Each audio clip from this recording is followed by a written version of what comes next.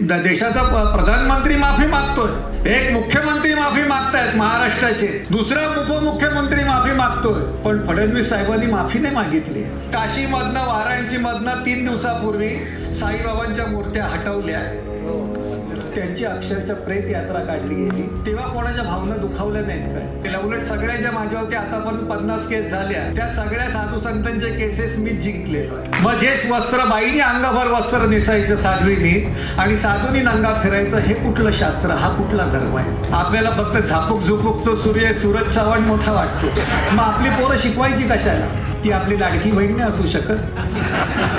मग रामामधली सीता आणि उर्मिला मला लाडकी बहीण वाटली आणि तिच्या बाजूने बोललं तर प्रॉब्लेम काय तुमचा? पण बाबरी पडल्यानंतर वाजपेयींनी संसदेमध्ये लोकसभेमध्ये रडून रडून माफी मागितली, हम जो किया वो गलत किया है, मैं माफी मागतो राष्ट्राची. पण ते भारतरत्न झाले, आपल्याला नवरत्न पण मिळणार की आपण माफी मागितल्यानंतर आपल्याला काय मिळणार याला महत्वाचं नाही, तर आपल्यामुळे किती माफीवीरांना उजाळा मिळेल. कारण भूत आहे ते रात्री लागतं, भट आहे तो दिवसा लागतं. माफी कोणाची मागायला सांगितली?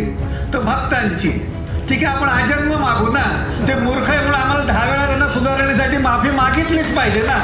आम्हाला मारायला येणारे आमचीच लोक आहेत, त्याचं आम्हाला जास्त दुःख वाटतं. कारण मला जगायचं, ह्यांना संपवण्यासाठी जगायचंय. ज्यांना ढोंग करायचं असतात ते माफीवीर होतात.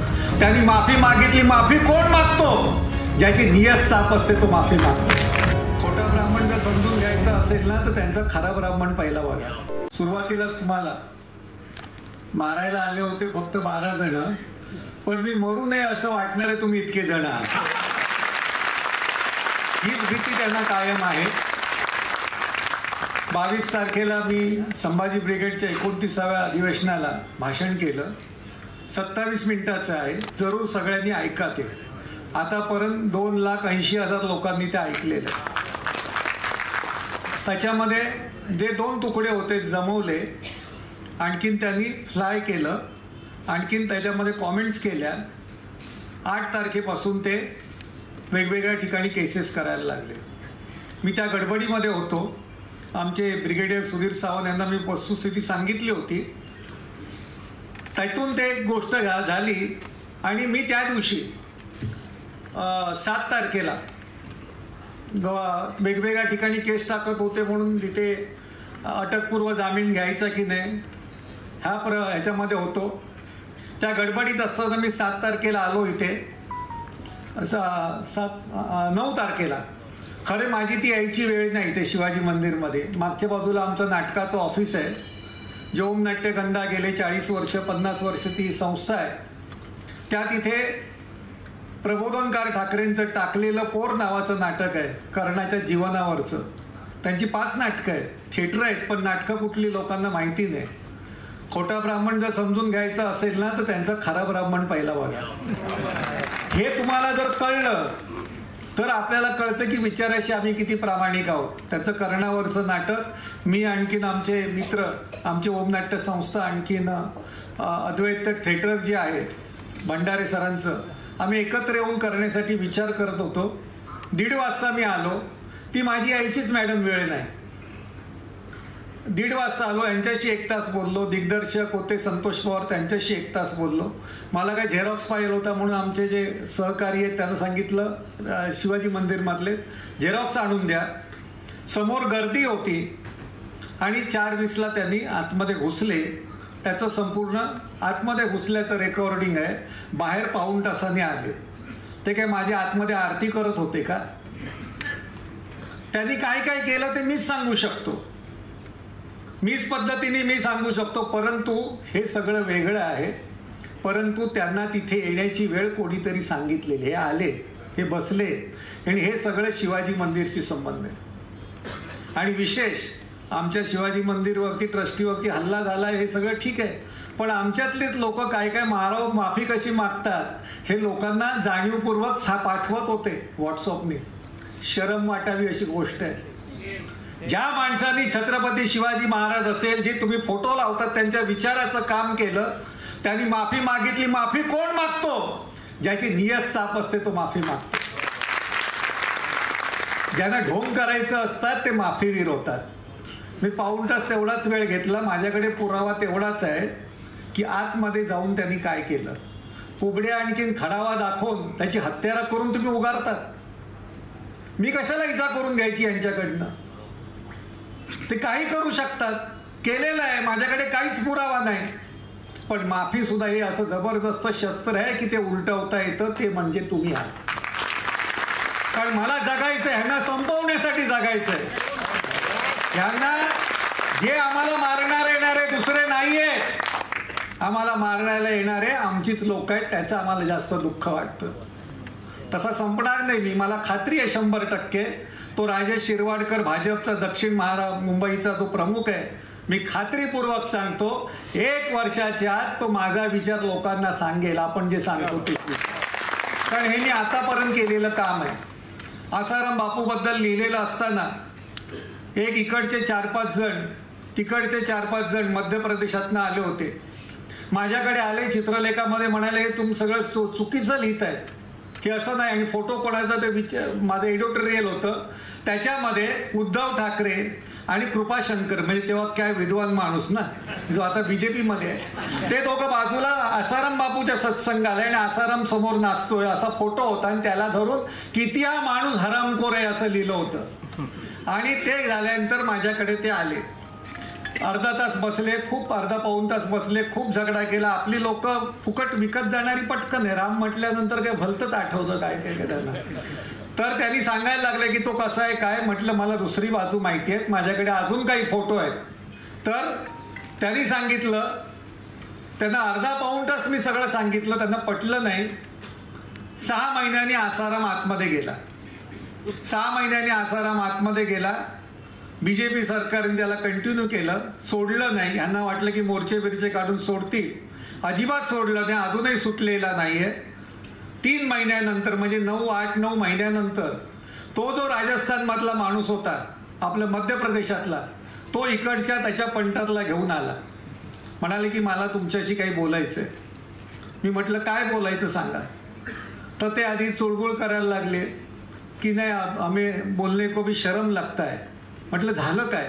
तो आतमध्ये जाणारच होता ना, मी आधीच सांगितलं. उलट मी 2010 मध्ये नाटक लिहिलंय घालील लोटांगण, त्याच्यामध्ये हे सगळे बुवा कसे आतमध्ये घालवणार हेच लिहिलेलं नाटक आहे. तुरुंगात कसे जाणार. गजराज चिलटे महाराजाची भूमिका त्याच्यातली मी केली आहे. 16 महाराज दाखवलेले आहेत कसे लोकांना फसवतात. तर तो बोलला, आणखीन मला 5-7 मिनिटात रडला. आणखीन सांगितलं की आम्ही तुमचं ऐकलं नाही. मी ऐकलं असतं तर बरं झालं असतं. ज्या 2 मुलींना बलात्कार करताना आसाराम पकडला गेला, त्याच्यातली एक मुलगी आहे, ती माझ्या भावाची मुलगी आहे, पुतणी आहे माझी, म्हणून क्षमा मागायला आलो. मी सांगतो हे सगळं खणून काढणार, अजिबात सोडणार नाही, त्यासाठी जगायचं. वेळ काय घालला गेला. अर्धा तास तुम्ही मला काही पोलिसांनी पण विचारलं की 1 मिनिट आहे. म्हटलं अर्धा तास काय ते पूजा करत होते. मी पुरावा निर्माण केला, आत कधी गेले आणि बाहेर कधी आले. माफी कोणाची मागायला सांगितली तर भक्तांची. ठीक आहे, आपण आजन्म मागू ना. ते मूर्ख आहे म्हणून आम्हाला 10 वेळा त्यांना सुधारण्यासाठी माफी मागितलीच पाहिजे ना. इतकंच नाही तर वेळ पडली तर माफही करील, कारण त्याच्या मागचं डोकं मला माहिती आहे काय ते. त्याच्या मुलाखतीमध्येच आपल्या त्या भाषणामध्येच जे माझ्या भाषणाचं नाव आहे भूतापेक्षा भट भारी, हे त्याचं हेडिंग आहे. कारण भूत आहे ते रात्री लागतं, भट आहे तो दिवसा लागतं.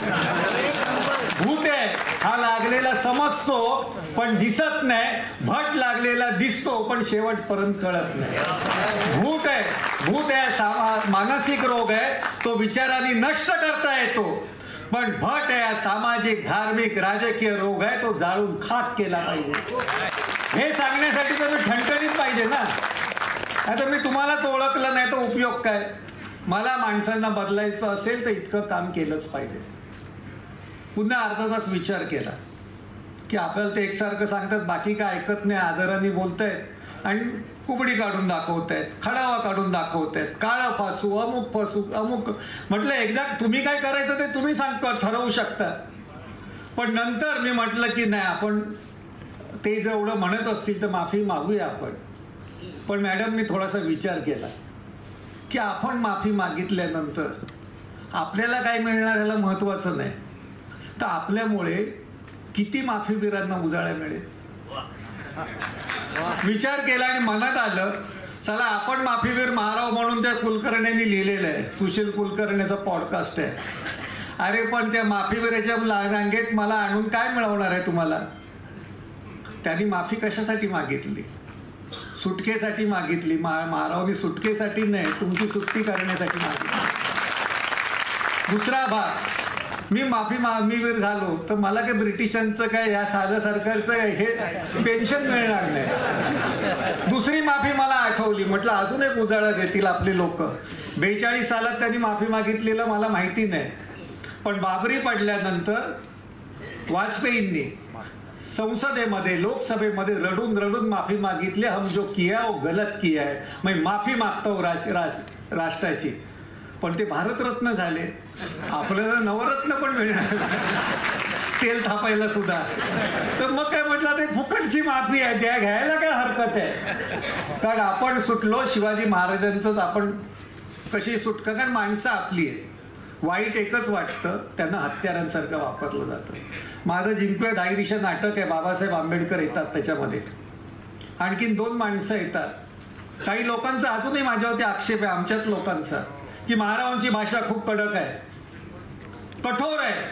तर त्या नाटकामध्ये मी वाक्य लिहिलेलं आहे. बाबासाहेब येतात, 2 माणसं येतात. साहेब तुमचे विचार खूप चांगले आहेत, पण तुमची भाषा.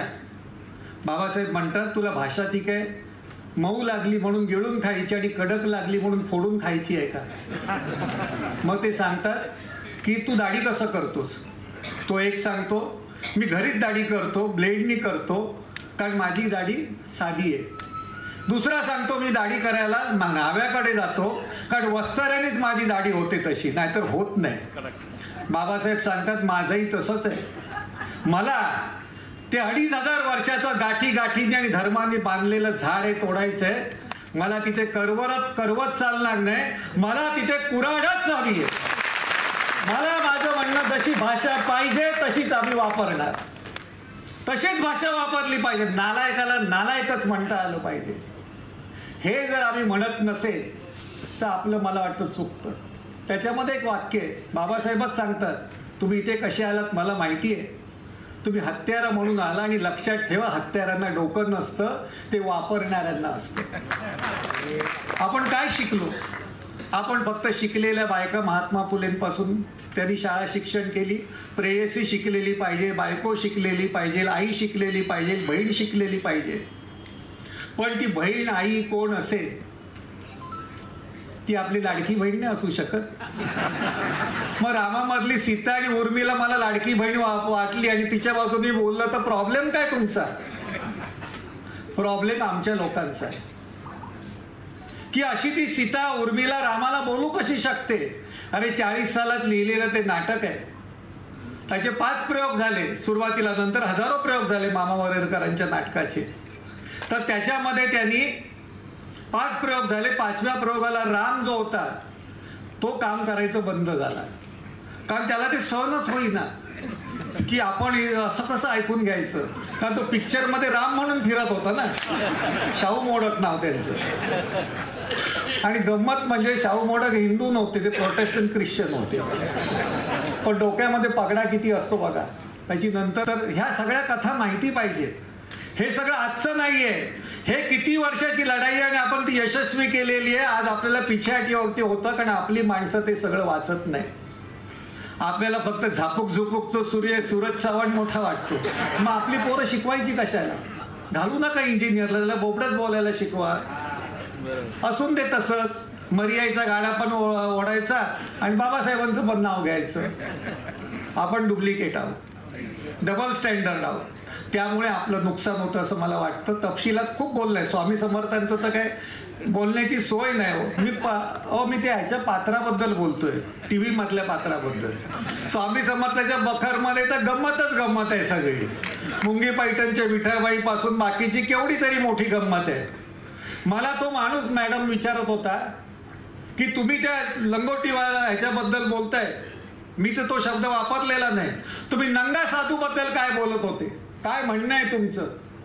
मी खरं सांगतो, मला त्यावेळी आठवलं नाही, कारण सोपी गोष्ट असते ती आठवायला वेळ लागते. मी त्याला विचारलं पाहिजे होतं नंगा साधूंबद्दल काय वाटतं. तर आम्ही असं विचारतो तुम्हाला, लेडी साधू तशा वागल्या तर चालतील काय? मग जे वस्त्र बाईने अंगाभर वस्त्र नेसायचं साध्वीने आणि साधूनी नंगा फिरायचं, हे कुठलं शास्त्र, हा कुठला धर्म आहे? हे आम्ही नाही विचारायचं तर कोणी विचारायचं? दुसऱ्या परक्या धर्मातली येऊन विचारायचं काय? आम्हीच विचारलं पाहिजे. ते विचारायचं काम आपण केलं, परंतु त्याच्या मागे संपूर्ण राजकारण आहे.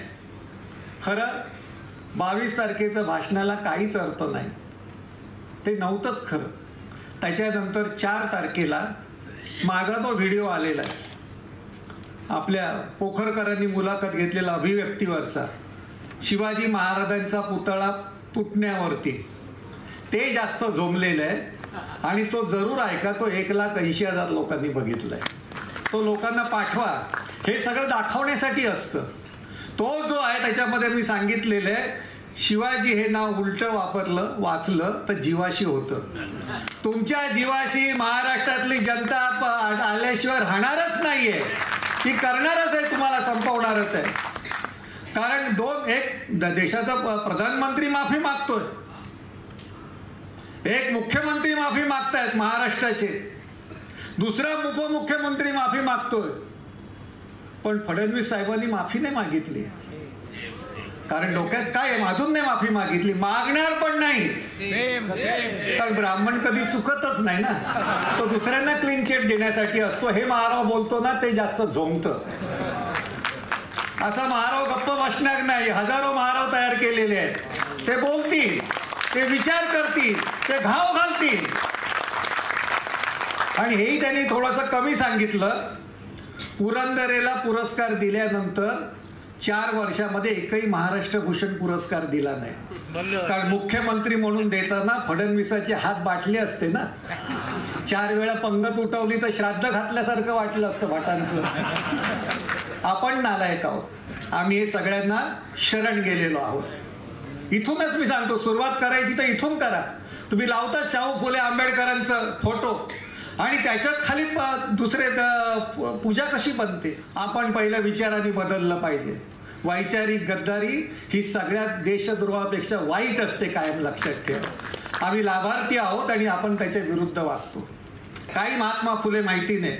आमच्यात लोकांना वाटतं की नाटकं चांगली झाली. चांगली नाटकं म्हणजे काय? अंगप्रदर्शन, छान छान बोलणं. म्हणजे त्याच्यासाठी शिवाजी मंदिर आहे का आपलं? त्यासाठी आपल्या सगळ्या संस्था आहेत का? कशासाठी आपण करतो काय? काही एक माहिती नाहीये. पण हे माहिती नसतं म्हणून ह्या लोकांचं फावतं. एक प्रचंड ताकदीने हिमतीने उभं राहिलं पाहिजे. तुम्हाला जगावं असं वाटतं, पण त्याच्यापेक्षा मला असं वाटतं की माझ्यापेक्षा तुम्ही सन्मानाने जगावं असं मला वाटतं. निखिल वागळे असेल, असीम सरोदे असेल लोकसभेच्या काळामध्ये, आणखीन तिसरे विश्वंभर चौधरी, मी असेल किंवा आता उल्का महाजन सुद्धा असतील, योगेंद्र यादव सुद्धा असतील, ह्यांच्यावरच हल्ले का झाले? त्याचं कारण एकच आहे. हे संविधानाच्या चौकटीत राहून बोलत होते. हे संविधानाबद्दल बोलत होते. माझ्याही भाषणाचा विषय होता भारतीय संविधानाला अभिप्रेत असलेली लोकशाहीची विचारधारा. ती मी सांगितली म्हणून मला अपमानित करण्याचा प्रयत्न केला. अपमानाला मी घाबरत नाही, बाकी धमक्यांना पण घाबरत नाही. खूप स्वीकारलेला. उलट सगळ्याच्या माझ्यावरती आतापर्यंत 50 केस झाल्या, त्या सगळ्या साधू संतांचे केसेस मीच जिंकलेलो आहे.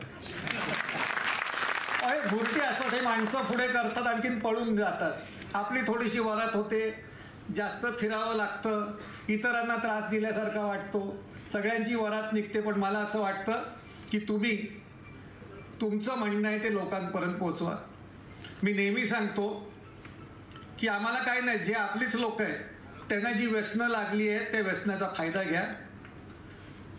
संतोषी माता व्रत नाही असं आता शंकराचार्य सांगतायत. विमुक्तानंद नावाचा शंकराचार्य सरस्वती आहे, त्यांनी सांगितलं संतोषी माता नावाचं व्रत नाही, अशी कुठली देवी नाही. 40 वर्ष पिक्चर मधनं व्रतातून लुटून नेले. आता तो सांगतोय, आता तो 40 वर्षानंतर सांगणार वैभव लक्ष्मी नावाची भानगड नाही. तोपर्यंत तुम्हाला धुवून खाल्लेलं असेल. काशीमधनं वाराणसीमधनं 3 दिवसापूर्वी साईबाबांच्या मूर्त्या हटवल्या, त्यांची अक्षरशः प्रेत यात्रा काढली गेली. तेव्हा कोणाच्या भावना दुखावल्या नाहीत काय? नाही दुखावणार, कारण ते काम केंद्रीय ब्राह्मण सभेच्या लोकांनी केलेलं आहे. मग दुखावतील कशा? हे महारावच सांगू शकतो ना, हे दुसरं कोण कशाला शोधेल? मग नसायला पाहिजे महाराव. मग महारावसाठी काय करायचं की त्याच्याच घरातली माणसं, त्याच्याच ओळखीची माणसं, त्याच्याच कुटुंबाची माणसं हीच उभी करायची, किंवा आपल्या त्याच्या जातीतली माणसं. पण तसं होत नाही. पण त्यावेळी दुसऱ्या वेळी सांगतो मी, रक्तांच्या नात्यापेक्षा विचारांची नाती जास्त महत्वाची असतात.